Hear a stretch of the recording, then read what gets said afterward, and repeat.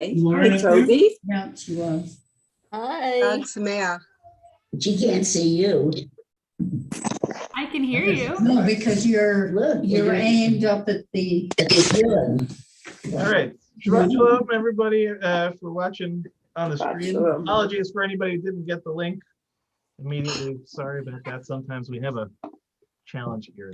But glad to see everybody. Ron, good. I was just texting you to tell you, so you found your way on.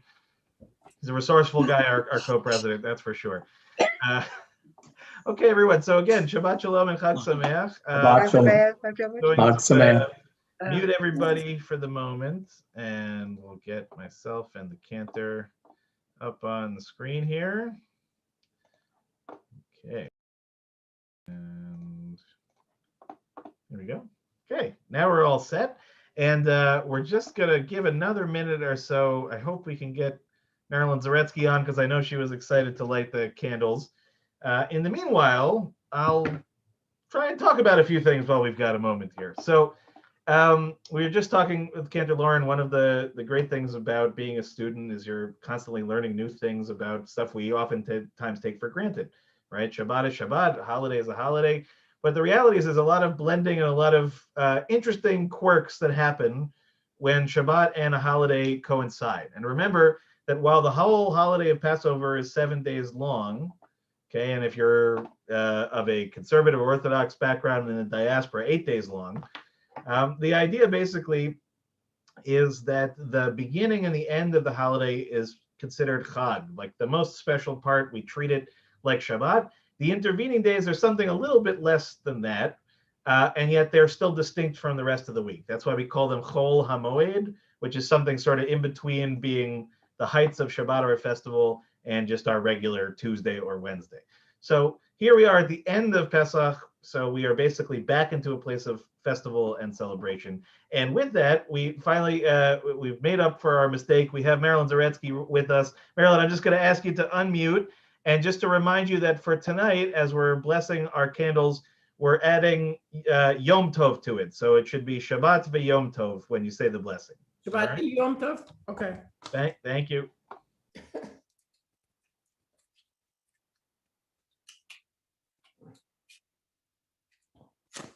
I was going to ask that question.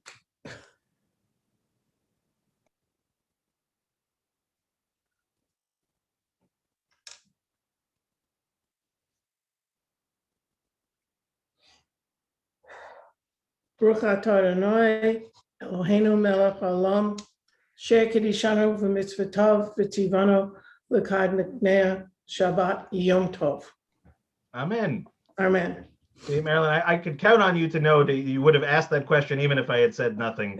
As I said last week, you're the most organized, prepared person that I know. And we thank you for 2 weeks in a row of helping us out, Marilyn. And Chag Sameach, Shabbat Shalom to the whole Zaretsky clique, okay? All right, we'll let you relax now. And just to explain very quickly, for those of you that may be very traditionally oriented, as I was explaining to Cantor Lauren, normally when a Shabbat and a festival coincide like this, we wouldn't actually do, when it's the end of the holiday, we wouldn't do Kabbalat Shabbat like we normally do. I won't go into all the details as to why, but the minhag of our congregation is to do both what we would do normally for Kabbalat Shabbat and then to add the things we would do special for the festival. So don't worry if I've just confused all of you. Just trust Cantor Lauren and I that we're going to have a really good time tonight. And we're going to get ourselves started as we normally do on page 128.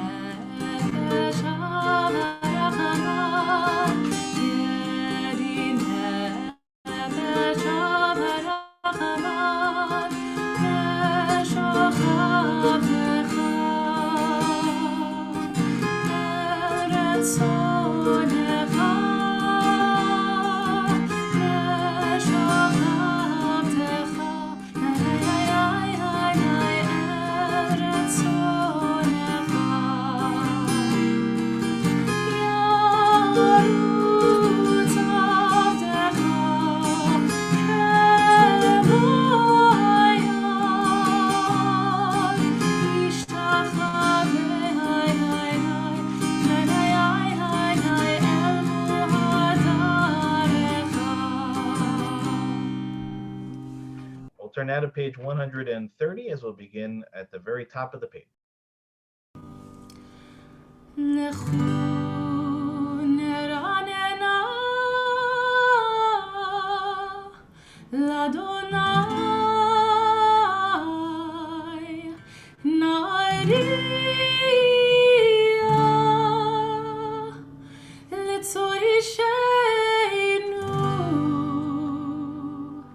Nekan mafanav metona pizmirot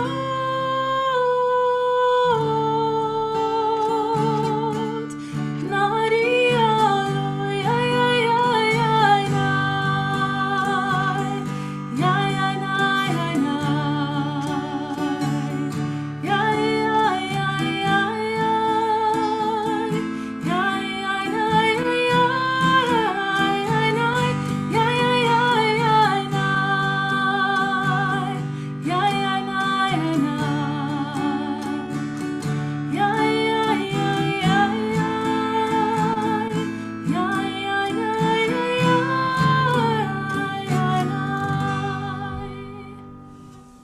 Turn now to the top of page 131.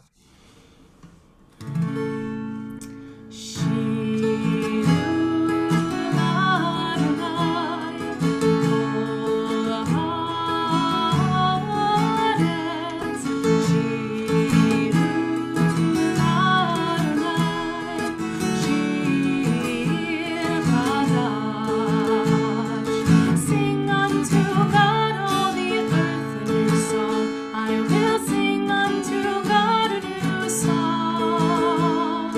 Sing unto God and we'll all sing along. All the earth a new song unto God.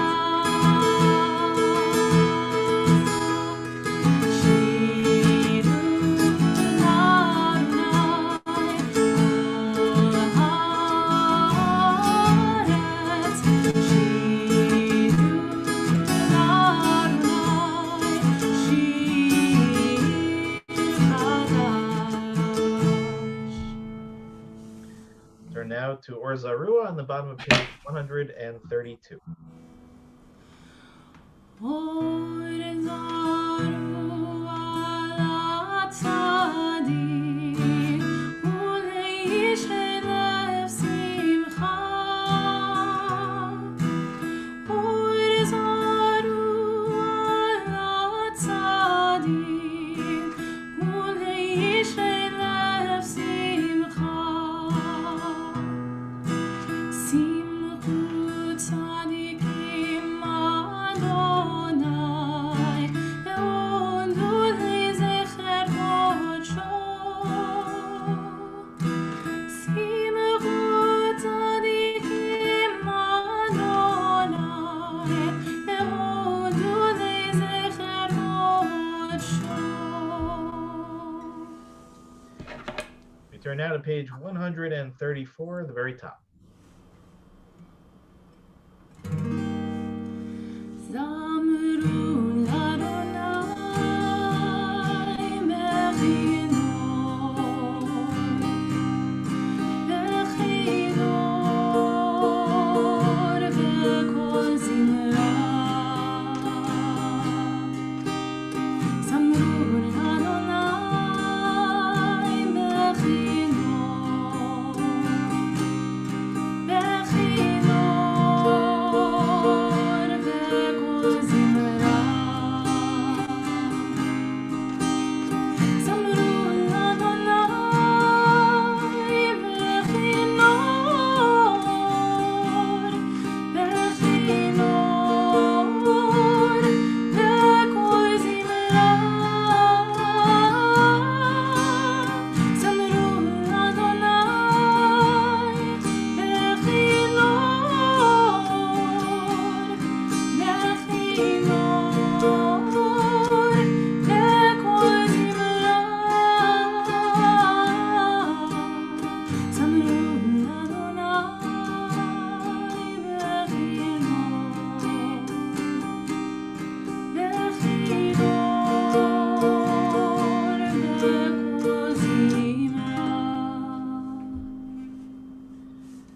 to page 135, Romamu, which is the fourth paragraph in Hebrew in the middle of the page.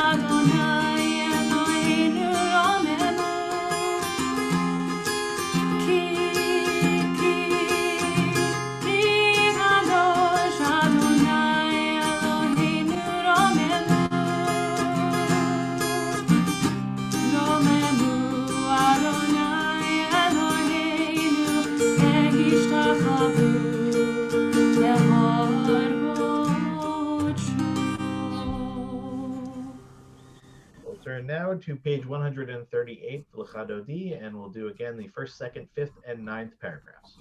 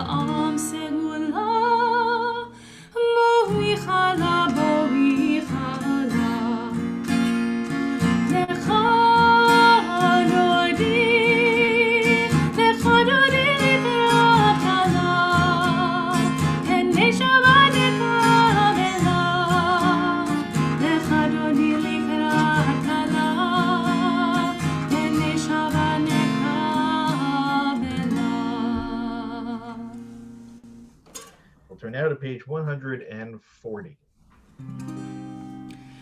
מזמור שיר ליום השבת, טוב להודות לאדוני, ולזמר לשמך עליון, ולזמר לשמך עליון.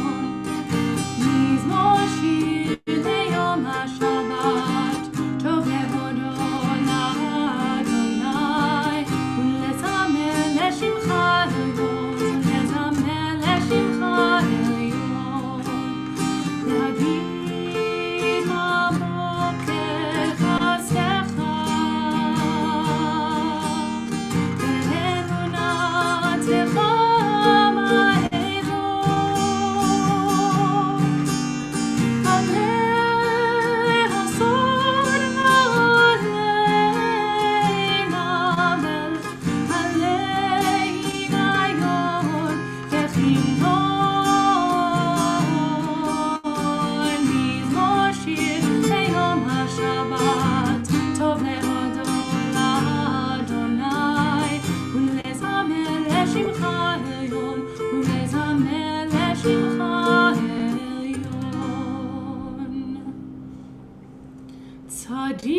זמר יפרח, כארז בלבנון ישגה, שתולים בברית אדוני, בחצרות אלוהינו יפריחו, עול ינובו בשיבה, תשני ורעננים יהיו, להגיר ישר אדוני, צורי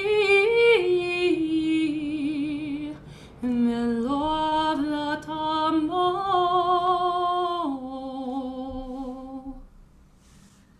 Turn now to page 144 for the Chatzi Kaddish.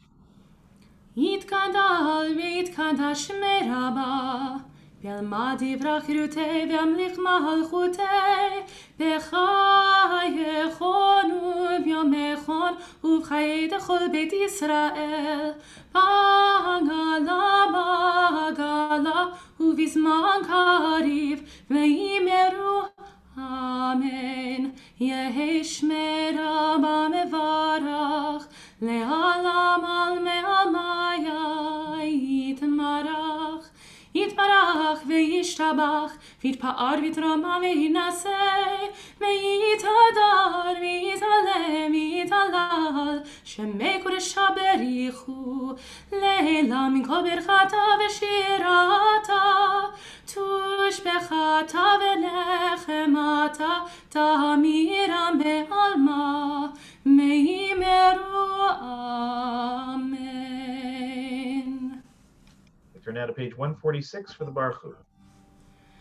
Am I awake? Am I prepared?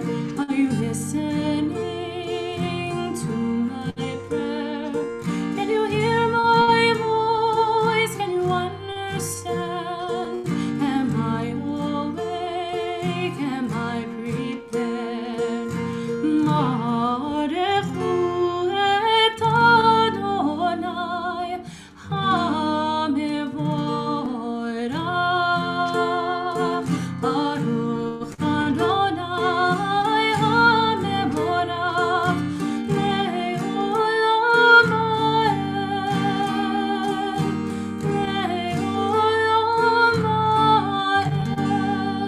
Amen. Tonight, I think Cantor Lauren's going to give us something a little bit different for our first blessing after the Shema. So, Cantor Lauren, it's all you. Great, thank you. So the words are going into the chat right now, and we're going to go right from this into the Chatima. So it's at the kind of the middle end of the paragraph. We'll start with the English. Roll into dark, roll into light, night becomes day, day turns to night. Roll into dark, roll into light, night becomes day, day turns to night. Olay yom v'layla, olay mipnei choshech, olay mipnei choshech, v'choshech mipnei or. ומעביר יום ומביא לילה, ומבדיל בין יום ובין לילה, אדוני צבאות שמו, אל חי וקיים, תמיד ימלוך עלינו לעולם ועד, ברוך אתה אדוני, המעריב הרבים. אהבת עולם בית ישראל, עמך אהבת, תורה ומצוות, חוקים ומשפטים, אותנו למדת. על כן אדוני אלוהינו, ושוכן וקומנו נשיח בחוקיך ונשמח בדברי תורתך ובמצוותיך לעולם בהן כי הם חיינו מאורך ימינו ובהם נגה יומם בלילה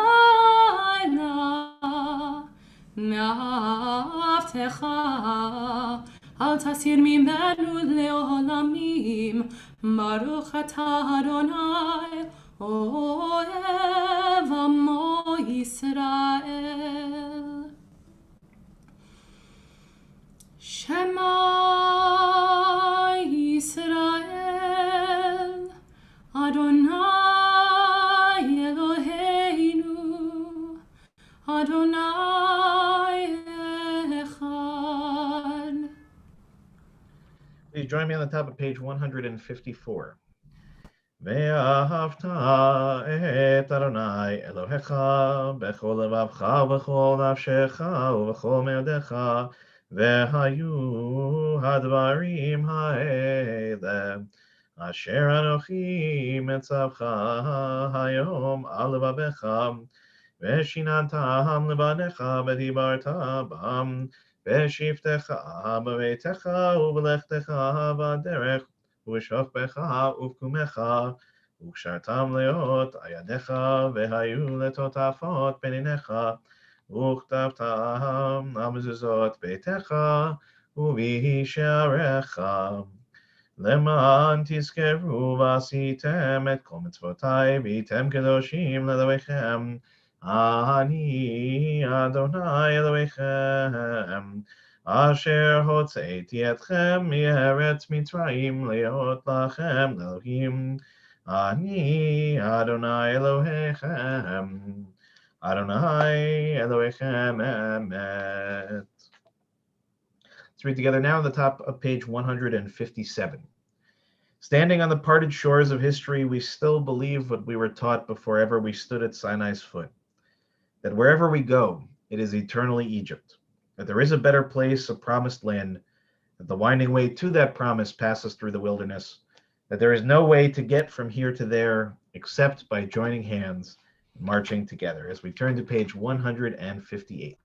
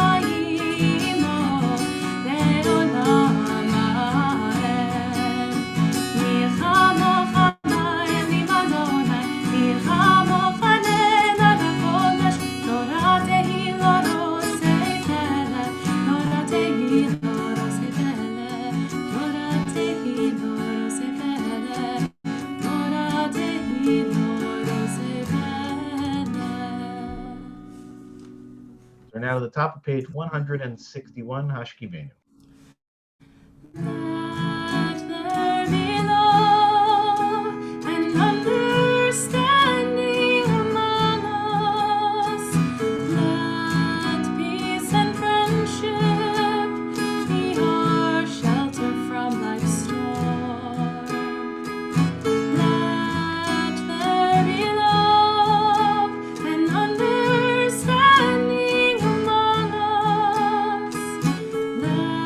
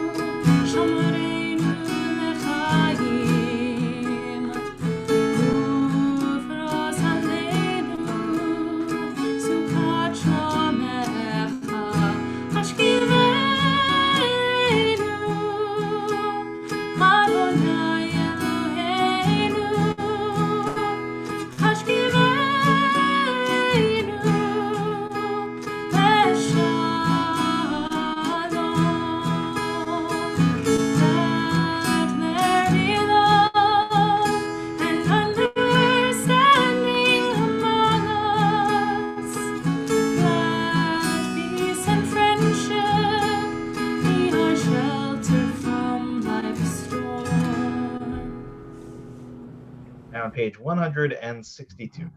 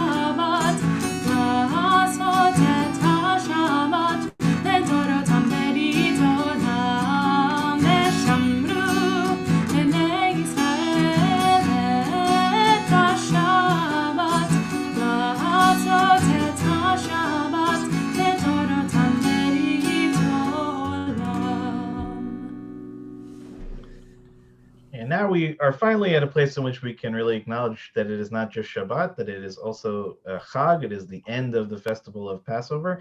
And so in our Amidah, our central prayer of the service, we get a few changes, a few additions, one that took place actually last Shabbat, and one that is part of acknowledging the uniqueness of the holiday as it stands tonight. So our festival Amidah begins on page 468. I'm going to put it in the chat, 468, and it runs to page 492. The main change that happened last Shabbat is we stopped praying for rain and began praying for dew in the land of Israel. So very important. And the other is that in the Kedushat Hayom section, which begins on 478, the part where we celebrate the uniqueness of this particular day, just look for any place where it says the words Pesach. That's how you know that you're doing the part for Passover. Beyond that, as always, it is your time and use it however feels most appropriate. But again, the slide will give you incorrect page numbers. It's 468 to 492. And again, take your time and we'll see you in a few minutes. Na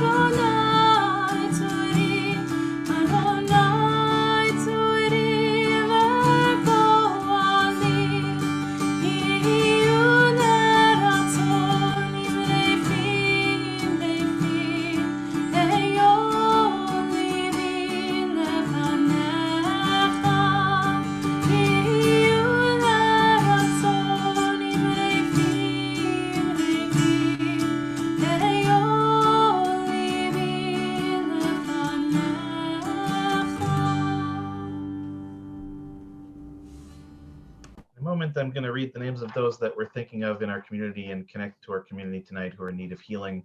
But I'll also invite you, if you're thinking of loved ones we are not going to mention and you'd like to mention them in our chat, you are welcome to do so.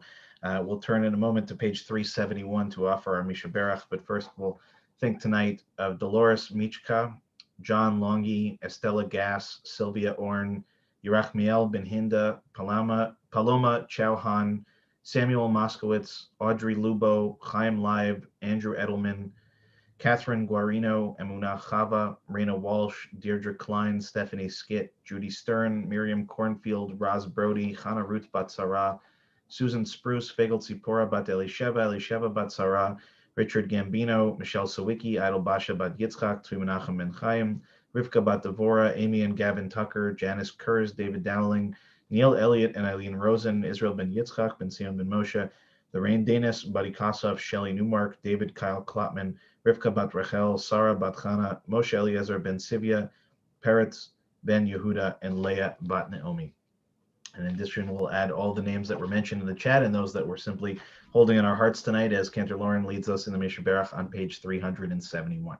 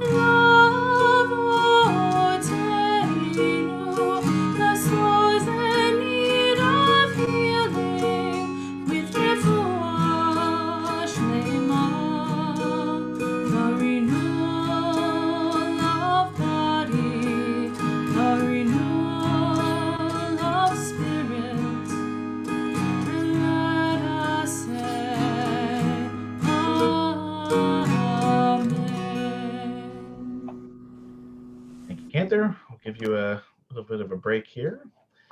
Shabbat Shalom, everyone. Chag Sameach. In a moment, I'm going to shift actually to a screen share, which I don't generally do on Friday nights too much, but I think would be helpful tonight to have the text in front of us.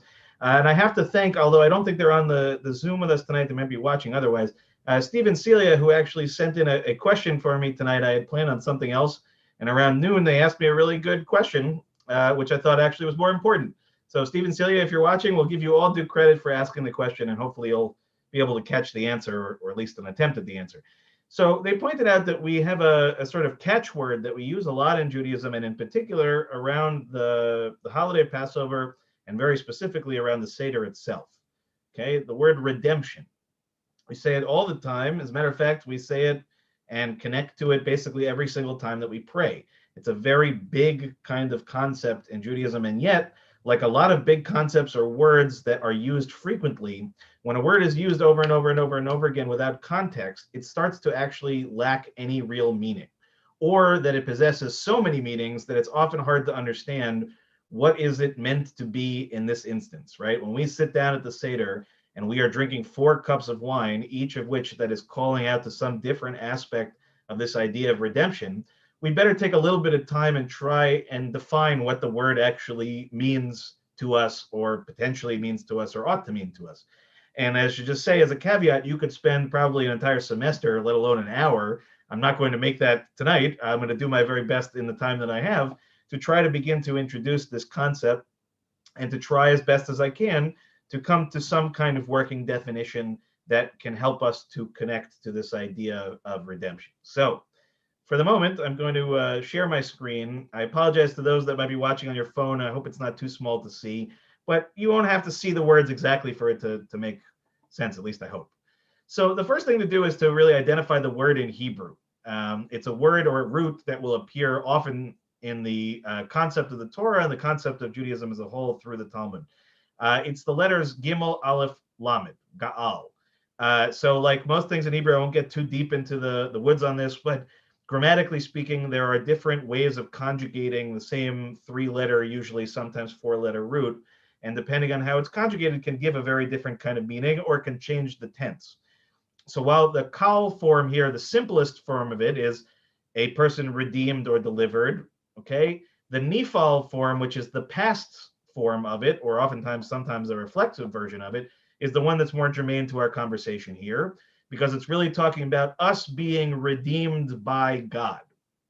Okay, so here you can see a person can redeem one's own self, but more often than not, when we're talking about this in the context of Judaism, we're talking about God redeeming us. Okay, so this definition won't help us probably at all because we're still stuck at the same issue, which is what is this word supposed to mean? So our friend Merriam-Webster gives us a little bit of an insight. And as you'll see, there are no less than, I think, 6 different possible ways of understanding the word. So some of them will resonate more than others, but some of them mean more to Judaism than others. Okay, so one of the ways we might think of it is redeeming, for example, a coupon. Right? You go and you essentially, get something as a result of, and you essentially get a savings on whatever it is that you might be purchasing. You might also, for example, put something in pawn and you go to buy it back. In other words, repurchasing it. That is a form of redeeming as well, right? You give something away and you redeem it back in that way. Now we're going to get into other more probably applicable understandings of it as far as our tradition is concerned. Right, where we're talking about being freed from what distresses or harms, okay, to free a person from captivity by paying of ransom, or to extricate someone to help them to overcome something. In other words, the redemption of captives, for example, is a big idea in Judaism that whenever someone is held captive, it is a Jewish obligation to do what you can to redeem them, okay? The others are really, again, this idea of sort of freeing people from financial burdens of things of that nature. But you also might see some other descriptions here, which are sort of more in line with what we're thinking of. Okay, to change something for better, right? To redeem an idea, for example, from someone who has tried to co-opt it, or to restore something that is otherwise out of balance, to repair. Ultimately speaking, the idea of redemption is oftentimes in this sort of, on the one hand, financial mode, and on the other hand, a spiritual mode. And the last of them, of course, is also to atone for something, right? To redeem oneself from having done something terrible or something foolhardy, right? You go out, and the famous sort of movie version of this is to go out and redeem yourself, to do something good to balance out the bad. Okay, but redemption in Judaism, it really is usually referring to more specific things than this, conceptually. And when we're talking about the redemption that's described in the Seder, or the redemption that we talk about when we do the Kiddush on a regular Shabbat, when we're talking about these ideas, what we're really talking about is God essentially saving the Jewish people from a really tough situation, and in essence, taking ownership over, right? Sort of drawing a connection to God's choosing the Jewish people and the Jewish people choosing God. Okay, so these are sort of our meta concepts. And they appear again throughout the liturgy. So I'm going to quote a rabbi who I grew up with, Rabbi Michael Strassfeld, which I don't know if his name will ring out to any of you, but if you grew up in the city or you grew up in the Chabura movement, you would certainly know him. My brother and I grew up with his children. So he writes the following, he sort of points this out. When referring to God's activity in the world, Jewish liturgy frequently employs the continuing present tense form of the Hebrew verb. In other words, trying to make it into something that makes it feel now. Who lifts up the fallen, for example, or who redeems us. Okay, we do these prayers often, indicating that the action ascribed to God has been ongoing since the beginning of time and will continue indefinitely. Thus, God is understood as an active participant in the life of the universe, in the lives of humankind, and in the life of the Jewish people on a daily basis, as God has always been and always will be. In other words, when we pray for redemption in our tradition, we are doing it in multiple places and multiple times. We're doing it as a callback to the beginning redemption, right? The redemption of our ancestors from slavery in Egypt.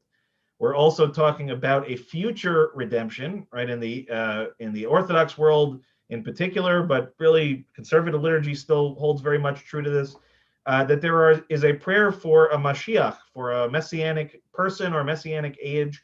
That is also referred to as a redemption. It's the end redemption, right? It's the one in which God redeems us a second time from all of our distresses and our stresses, etc.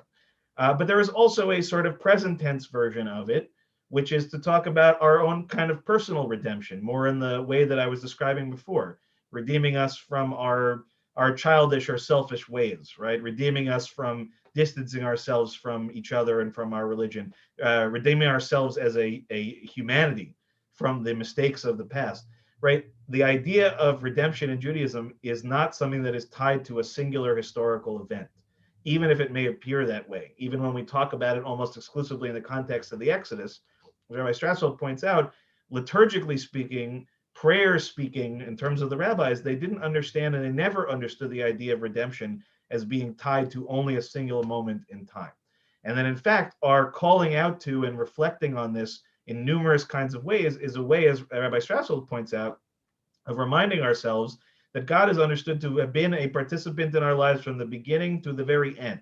And the possibility of redemption, as it was for our ancestors, is a real possibility for us today and for the potential of the future itself. Now, I just want to pivot a little bit here and to talk about something else that I found really fascinating. This comes from the Jerusalem Talmud, from the Talmud Yerushalmi, which is a parallel Talmud to the Babylonian Talmud, of which we don't have the entirety of it, but it retains much of the similarities to the Babylonian Talmud with some slight important differences. And this is a section that only exists in the Jerusalem Talmud, in the section that is known as Ta'anit. And it asks the question, right, why were our ancestors in the end redeemed from Israel? Why did God save our ancestors? And we're told that there are 5 reasons. One is, it was the designated time. In other words, this is a common one for the rabbis. God decided it was time, therefore it was time. Good enough explanation on its own. Okay? But the second, persecution. The third, cries for help. We learn in the text of Exodus that God responds when the Israelites cry out from their persecution and their bondage. The merit of their ancestors, in other words, the promises that God made to Abraham and to Sarah and to their descendants to make them as numerous as the stars in the sea, and ultimately to bring them to the land of Israel. And most importantly, or perhaps most importantly, the idea of tshuva. And tshuva in this case being very specific, referring to a repentance in the form of returning to God. Okay, so that basically in each of these instances, these are the moments in which our ancestors were redeemed from Israel, but these are still the common understandings in Judaism of when God responds to the idea of a need for redemption. So my last text tonight comes from a great rabbi who's known as the Chafetz Chaim, Rabbi Israel Kagan, who lived towards the end of the 19th century, the beginning of the 20th century, mostly in what was then the Russian Empire. Eventually, I think he passes away in Poland. And so the Chafetz Chaim is sort of considered to be one of the most important rabbis of the Musar movement. So if Myra were on our call tonight, she'd be nodding her head in agreement. But his main sort of interest is in the idea of Jewish ethics. So he takes this and extrapolates a little further in a way that I think is really very important. And he's talking about, remember, in a time period where there is no modern state of Israel. The Jews are living in Galut, they're living in diaspora. They are still basically in the worst of circumstances and praying and hoping for a redemption of their own, right? The same way the Israelites were brought out of slavery in Egypt, the Chafetz Chaim and his contemporaries were all praying to God every single day, 3 times a day, to God to redeem them and to bring them to the land of Israel and to fulfill God's promise. So he says, all the many troubles that have fallen upon us, from which we have still not yet been redeemed, are because we don't cry and increase our prayers in response to them. In other words, that we don't feel suffering in the way that our ancestors felt the suffering that caused them to cry out to God for help. And because we don't feel that, our prayers ultimately don't reflect that as well. And he says it's not enough that one prays the Amidah, right, the central prayer, 3 times each day, several times daily. A person must really go beyond that, to pour out their hearts, pour out their requests in solitude, in their house, from the depths of their heart. The 3 regular prayer services, he says, are so routine that one does not really concentrate during them, which is not the case if each person were to contemplate in solitude their own plight. Then they would pour out their heart like water to God, and such a prayer would emerge with very deep intent, with a broken heart, and with great humility. And even though we pray for the redemption several times every day, requesting by itself is not enough. One must demand the redemption. The failure to do so shows that this matter is clearly not that urgent for us. Okay, so the Chofetz Chaim takes this sort of amorphous question of what does redemption mean to us, and I don't even know if my definitions really got us closer to the answer, but part of the real underlying idea of redemption in Judaism is an idea of drawing us closer to God and God to us. Okay, it's not just about saving us, so to speak. It's about saving us in a particular kind of way, right? It would be very easy for God to basically save us, plop us down on the other side and say goodbye, good luck. That's not the image of redemption in our tradition. The idea is that God is taking, as we pointed out from Rabbi Stausfeld, a constant, ever-present effect or approach in our lives. And the question about praying for redemption to have any efficacy whatsoever means that it has to come from a deep and understanding kind of place. That if we go, for example, through the Seder and we drink our 4 cups and we say to redemption and we mean nothing by it, then we learn nothing by it. If we are, for example, not affected by looking around the world and seeing people who are still literally or figuratively enslaved and we do nothing about it, then our prayers for redemption are not going to be heard, right? Whatever redemption we are seeking, personal, communal, or otherwise, we can't understand really what the word means. We can't pray about it seriously unless we can really open ourselves up emotionally. And the Chofetz Chaim is basically saying that for most of us, it's hard to be emotive surrounded by other people. We want to look tough or we don't want to show our emotion about things. But when we're alone and when we are serious with ourselves and when we open up and when we really begin to cry, right, to cry out in the way that we do, this is really the meaning of redemption and what we pray for in Judaism. That we are praying for God to hear the fact that our world and our lives are incomplete, they're damaging, in which people are suffering, and that ultimately speaking, if we're not feeling that on an emotional level, you can have all the most beautiful liturgy and poetry in the world, it's not going to affect either us or God. So the main purpose of tonight and to talk about this word redemption is to emphasize the fact that we can't use these words flippantly. We can't use them rotely. We can't use them in a borrowed conception from someone else. Each of us actually has a responsibility in the tradition that we call Judaism to engage with this idea of what redemption means to us, what it means to us historically, what it means to us for the future, and I think right now, especially what it means to us in this very present. Okay, each of us has work to do to redeem ourselves, to redeem our soul. We have work to do collectively to redeem our humanity and the way that we treat each other. And we have work to do spiritually, in which we can redeem ourselves from walking away from God, right? Because remember, what's the fifth and final idea of why our ancestors were redeemed? Because they made a conscious decision to return to the God that they had at least conceivably abandoned. And while we may struggle with the theology of this, right, all of us feel a little bit differently about that word God. I think we can understand that the word redemption is very powerful. And it's something that I think for far too long, your rabbi included, we have said over and over again to the point in which it's lost all meaning. So whether my definition or Merriam-Webster or the Klein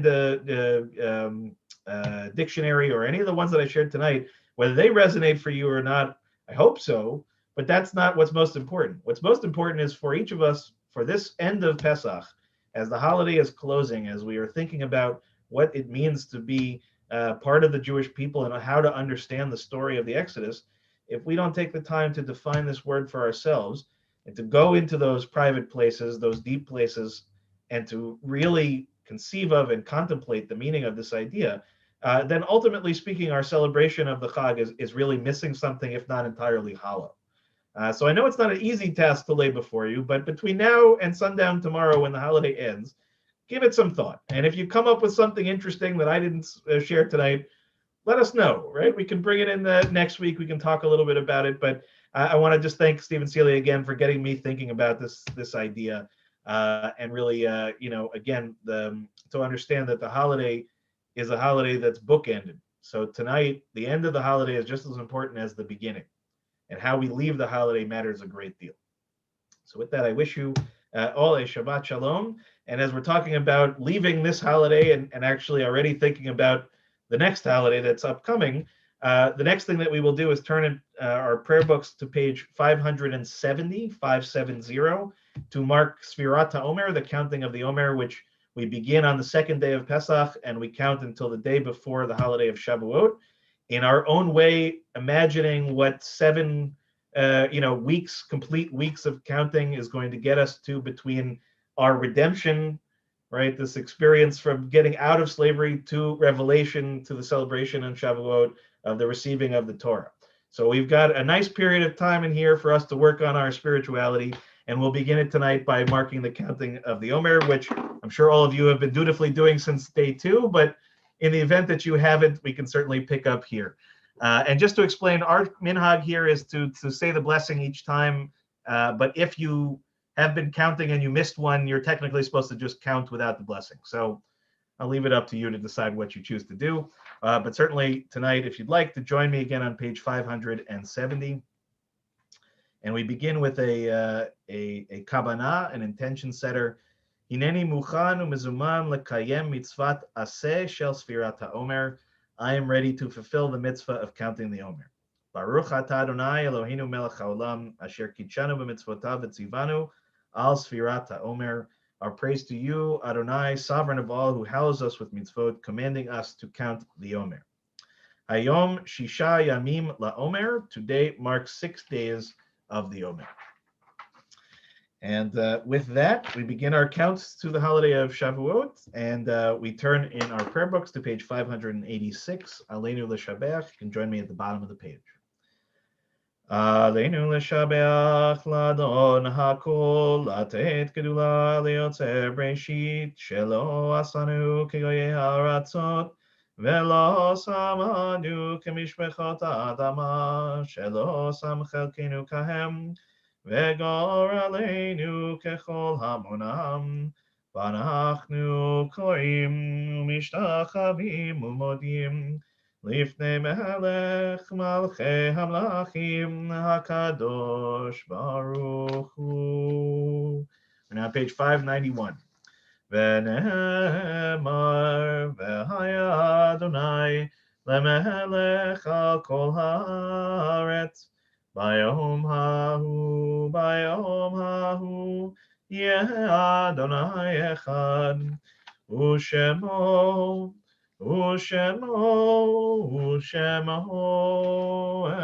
echad.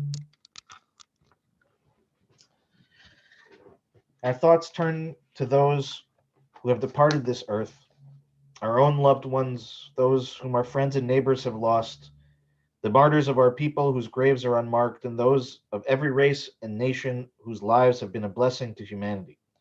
As we remember them, we meditate on the meaning of love and loss, of life and death.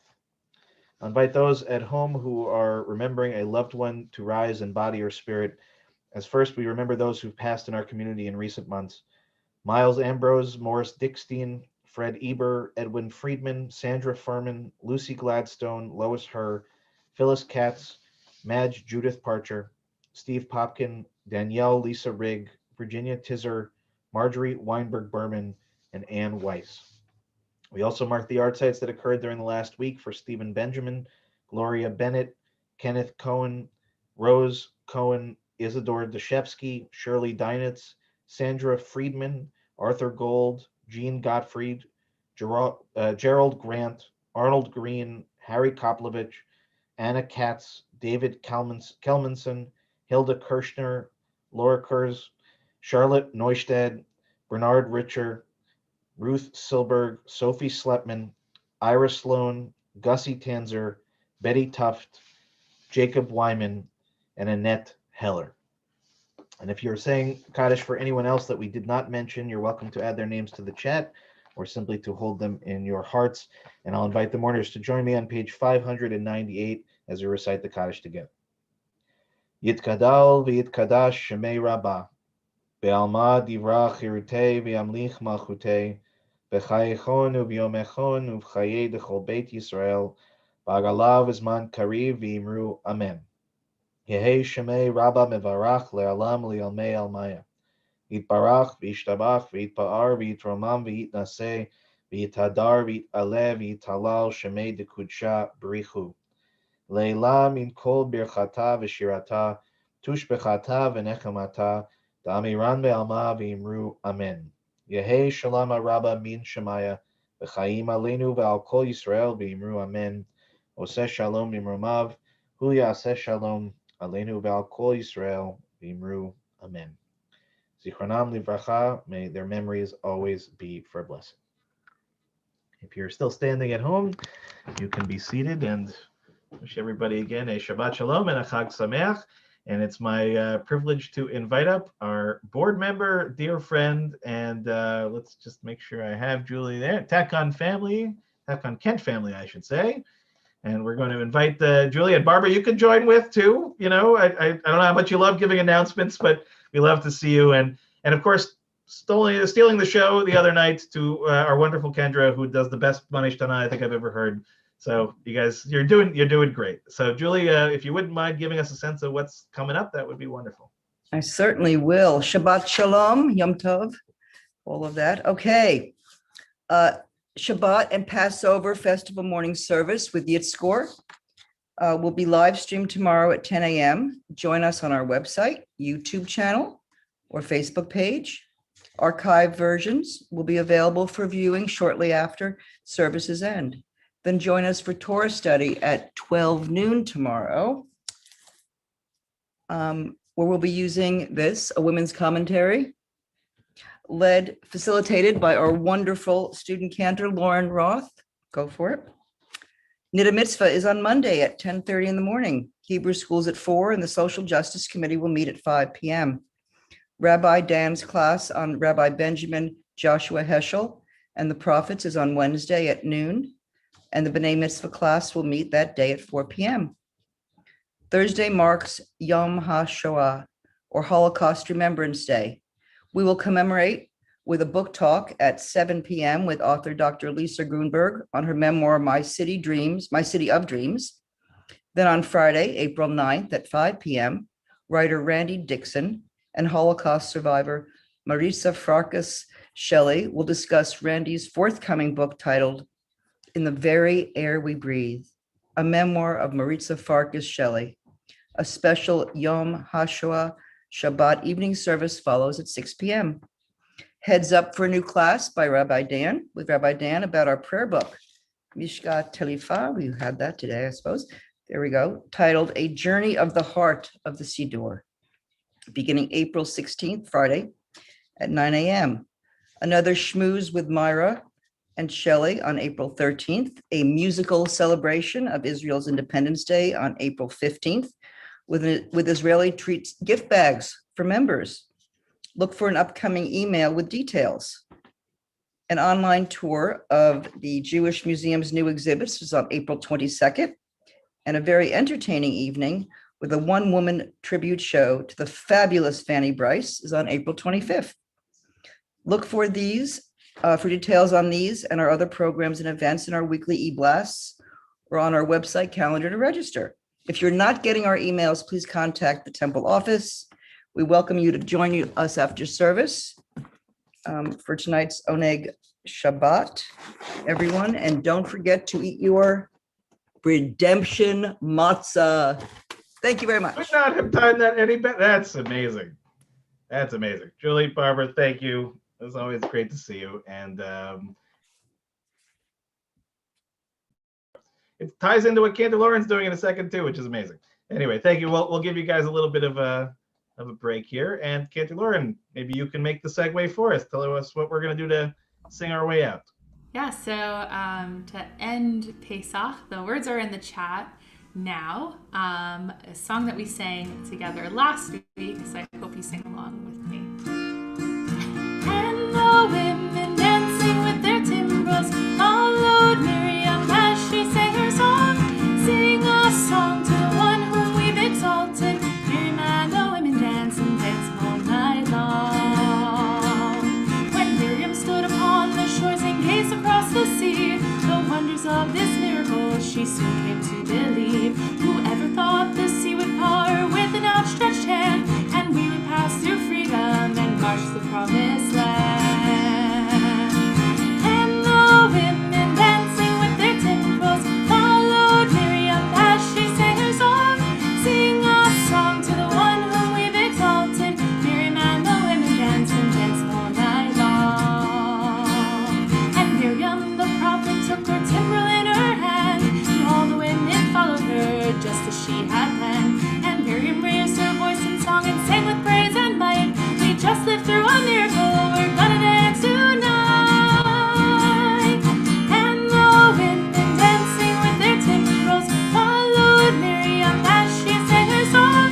Sing a song to the one whom we've exalted. Miriam and the women danced and danced all night long. Miriam and the women danced and danced all night long. Miriam and the women danced and danced the whole night long. All right, thank you, Cantor Lauren, and I'll invite everyone who has wine or grape juice handy. We're going to the Festival Kiddush, which is on page 386. And again, if you want to join with me. Baruch atah Adonai Eloheinu melech haolam borei peri hagafen. Baruch atah Adonai Eloheinu melech haolam asher bachar banu mikol ha'am v'romamanu mikol lashon v'kiddeshanu b'mitzvotav v'titen lanu Adonai Eloheinu b'ahava Shabbatot liminucha u'moadim l'simcha chagim uzmanim l'sason et yom hashabbat hazeh ואת יום חג המצות הזה, זמן חירותנו מקרא קודש, זכר ליציאת מצרים. כי בנו בחרת, ואותנו קידשת מכל העמים. בשבת מועדי קודשך, באהבה ורצון, בשמחה וששון הנחלתנו. ברוך אתה אדוני, מקדש השבת בישראל והזמנים. Amen. Okay. Shabbat Shalom, Chag Sameach, everybody. We'll give a chance and we'll invite everyone to unmute, and we'll wish all of our friends watching on the stream a Shabbat Shalom and a Chag Sameach. Join us tomorrow. And anybody wants to stick around, I get some good